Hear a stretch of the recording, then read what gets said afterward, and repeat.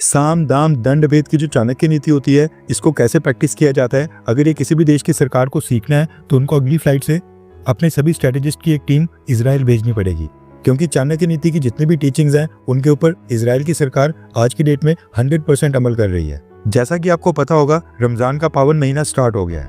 Obvious है कि दुनिया के बाकी सभी मुस्लिम लोगों के साथ साथ फलस्तीन और गाजा के लोग भी रमजान के लिए काफी एक्साइटेड होंगे।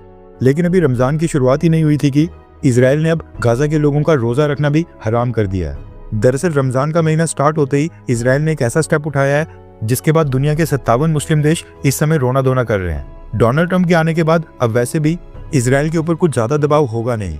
इसी का फायदा उठाते हुए इजराइल ने अब गाजा के लोगों को स्पेशल रमजान गिफ्ट दिया है। जिसके बाद कोई कह रहा है कि इजराइल का ये फैसला रुथलेस है, कोई कह रहा है हार्टलेस है, क्रूर, बर्बर, अमानवीय, निर्दयी और न जाने कितने शब्दों का इस्तेमाल किया जा रहा है।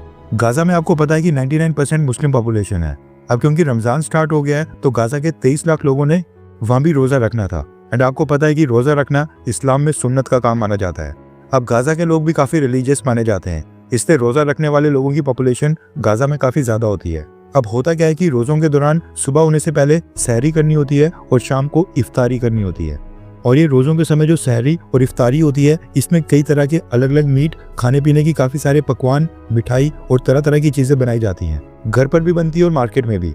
गाजा के लोगों को उम्मीद थी कि इजराइल कम से कम रमजान के महीने में इनके ऊपर थोड़ा सा तरस करेगा। लेकिन हमास के चलते इजराइल ने अब एक ऐसा स्टेप उठाया है जिससे पूरी दुनिया की मुस्लिम कम्युनिटी एक बार फिर से इजराइल को कोसने लगी है। रेफरेंस के लिए आपकी स्क्रीन के ऊपर आर्टिकल का स्क्रीनशॉट है। दरअसल रमजान स्टार्ट होते ही इजराइल ने गाजा जाने वाले सारे गुड्स को ब्लॉक कर दिया है। ना खाने पीने का सामान गाजा के अंदर एंटर हो रहा है, ना मेडिसिन और ना ही कोई दूसरी आइटम। इजराइल की गवर्नमेंट ने गाजा के एंट्री पॉइंट्स के ऊपर हजारों ट्रक्स को रोक दिया है। एंड एक भी ट्रक अब गाजा के अंदर एंटर करने की परमिशन नहीं दी जा रही है। जिसके बाद अब गाजा के एंट्री पॉइंट्स के ऊपर हजारों ट्रकों की लाइन लगी हुई है। दरअसल इजराइल चाहता है कि हमास इजराइल के साथ सीजफायर एग्रीमेंट को आगे एक्सटेंड करे और बाकी बचे होस्टेजेस को भी जल्दी से रिलीज करे। इस समय कुल मिलाकर 24 इजरायली आज की डेट में हमास की कैद में है, जबकि 34 की बॉडी अभी भी हमास ने अपने कब्जे में रखी है। इसी कारण से इजराइल दबाव डाल रहा है कि हमास उनके साथ एक नया सीजफायर एग्रीमेंट साइन करके आधे होस्टेजेस को अपफ्रंट यानी कि पहले दिन ही रिलीज करके इजराइल को सौंप दे और बाकियों को थोड़े थोड़े समय के बाद। हमास और इजराइल के बीच जो पहला सीजफायर था वो 2 मार्च यानी कि पिछले कल खत्म हो गया है। लेकिन अब क्योंकि हमास के पास केवल 24 ही होस्टेजेस बचे हैं, इसलिए हमास इस सीजफायर एग्रीमेंट को और एक्सटेंड करके होस्टेजेस को रिलीज नहीं कर रहा है।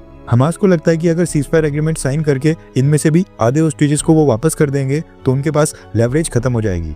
हमास का कहना है कि नेगोशिएशंस के अंदर अमेरिका, कतर, इजिप्ट और न्यूट्रल देशों ने जो उनको आश्वासन दिया था और जो उनको कमिटमेंट मिली थी कि इजराइल गाजा में अपने सभी ट्रूप्स को निकाल लेगा, मेन जंक्शंस के ऊपर इजराइल की सेना नहीं रुकेगी और सीजफायर एग्रीमेंट साइन करते ही इजराइल की सेना फिलाडेल्फी कॉरिडोर से बिल्कुल बाहर आ जाएगी।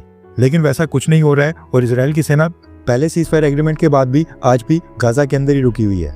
हमास का कहना है कि उन्होंने जो पहला सीजफायर एग्रीमेंट किया था उसमें उन्होंने अपनी सारी टर्म्स और कंडीशन को पूरा किया है। उन्होंने सारे होस्टेजेस को रिलीज कर दिया है। हमास का कहना है कि पहले सीजफायर में इजराइल ने काफी सारी वायलेशंस भी की हैं। इजराइल की सेना ने गाजा के अंदर काफी सारे हमले किए, एयर स्ट्राइक्स भी की।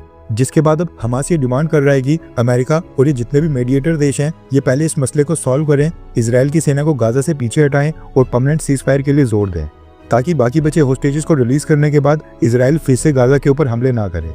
अब यहाँ पर मेन पॉइंट ये है कि हमास के पास होस्टेजेस बिल्कुल कम बचे हैं, जिनके कारण अभी तक जो हमास के पास लेवरेज थी वो बिल्कुल खत्म होने वाली है। इसलिए हमास अब कोई परमानेंट एग्रीमेंट चाहता है। रमजान में सीजफायर को आगे ना बढ़ाने से इजराइल की बदनामी होगी, क्योंकि इससे पोर्ट्रे होगा कि इजराइल रमजान के महीने में भी गाजा के लोगों के ऊपर अत्याचार कर रहा है। अगर भूख के कारण गाजा के लोग मरते हैं तो उससे भी हमास को कोई फर्क नहीं पड़ेगा। इसका सारा ब्लेम इजराइल के ऊपर जाएगा, क्योंकि हमास के लोगों ने तो खुद के लिए स्टॉक्स पहले से इकट्ठा कर लिया होगा। लेकिन इजराइल तो फिर इजराइल है। इजराइल का कहना है कि जब तक हमास उसकी कंडीशंस नहीं मानेगा तब तक वो गाजा के अंदर कोई भी गुड वहां पर क्रॉस नहीं होने देंगे और एंट्री पॉइंट्स के ऊपर गुड से भरे सारे ट्रक्स को रोक कर रखेंगे। फिर चाहे आम लोगों में भुखमरी हो या फिर कुछ भी, एक भी ट्रक गाजा के अंदर एंटर नहीं होगा। अगर हमास को गाजा के लोगों की चिंता होगी तो वो खुद ही सीजफायर एग्रीमेंट को साइन करके आधे इजरायली होस्टेजेस को अपफ्रंट रिलीज कर देंगे। यानी इजराइल रमजान में भी तरस खाने के मूड में बिल्कुल नहीं है। आपको क्या लगता है कि रमजान में सप्लाईज को रोककर इजराइल बिल्कुल सही कर रहा है? हाँ या फिर ना? नीचे कमेंट करके अपनी राय जरूर बताएं।